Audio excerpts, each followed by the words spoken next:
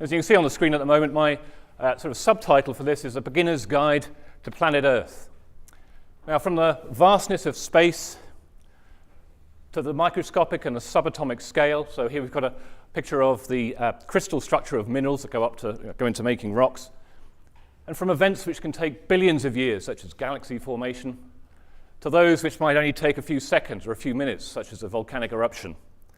Geology is the study of planet Earth, and we look at the origin and development of the planet, the principles, the scientific principles that govern it and allow it to run, if you like, the processes that act inside it, on it, and around it, and then also, obviously, the life that has evolved with it.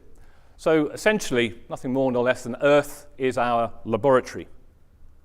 And the way I've designed this course, as you've heard, it's running in the second semester. I basically split it into two main themes. And the first theme is to look at Earth in space. Essentially, how does planet Earth actually work? Now, if you've ever wondered what causes earthquakes, or why do volcanoes erupt, or really just where did planet Earth come from, then it sounds like geology may actually be for you. And that's some of those big questions we actually answer in this first half of the course. And we live on a dynamic and ever-changing planet. The surface is constantly being destroyed in some places and renewed in others. And you may have done a bit of geography before where you've heard of this theory called plate tectonics. But essentially,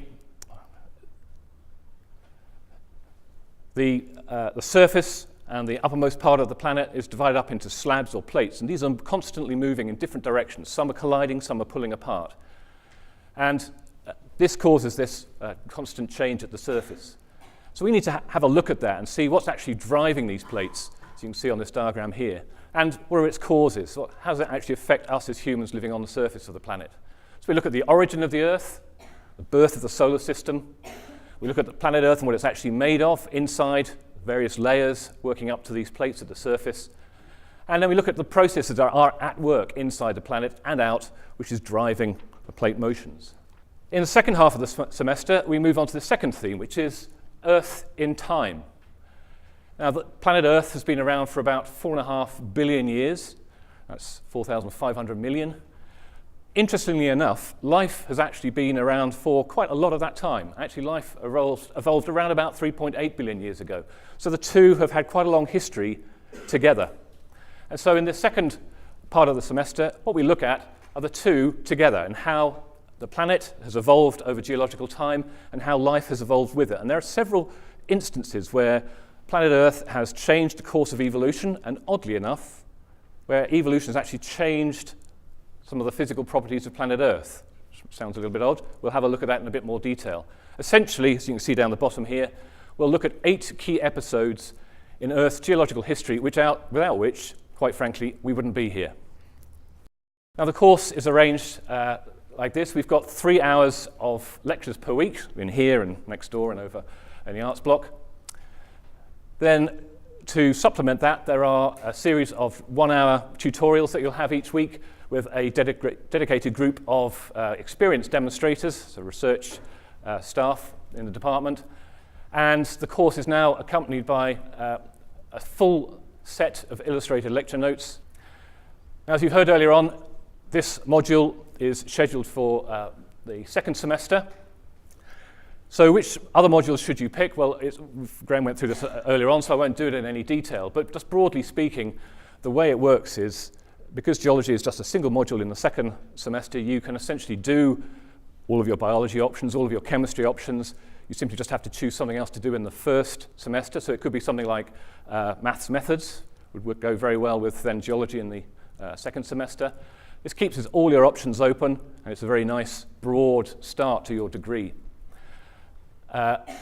If your penchant is not necessarily biology or chemistry, but it's physics, well then again, if you do heavy sessions of maths and physics, again, geology goes very well with that. And because we're studying planet Earth as a whole, what you'll find is within geology there are disciplines such as geochemistry, geophysics, and we use geophysics for things like oil exploration and stuff like that. So if you're more physics-minded, there's still a role for you in geology. Of course, if your penchant is biology, then obviously paleontology, study of ancient life, is for you. And we do that in geology too. Now, most of you probably haven't had the chance to study geology as such before. I don't know why it's not taught more in schools, but that's the way of things. So I've designed this course so that you do not have to have done geology before. It's not a prerequisite. I'm assuming that you are all very good general scientists. That's why you're in here sitting there in front of me. So that's our starting point. And from that, we'll simply pick up from there. All you need is an inquisitive mind, and the rest we'll deal with in the course as we go through our little journey from the beginning of the semester to the end.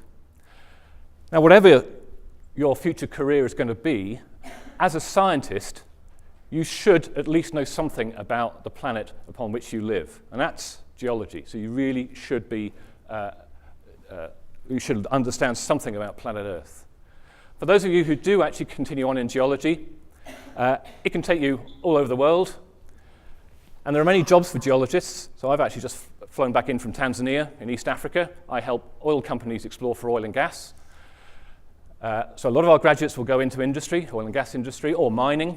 They're hiring all over the world at the moment in the mining industry. If you don't fancy something practical like that, you want something a bit more theoretical, well, a lot of geologists will work in things like climate change modeling, stuff like that.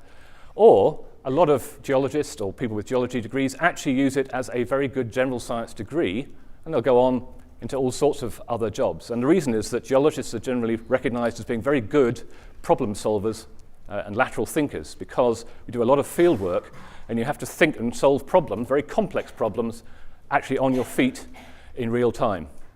Hope to see as many of you in here as possible. Thanks very much.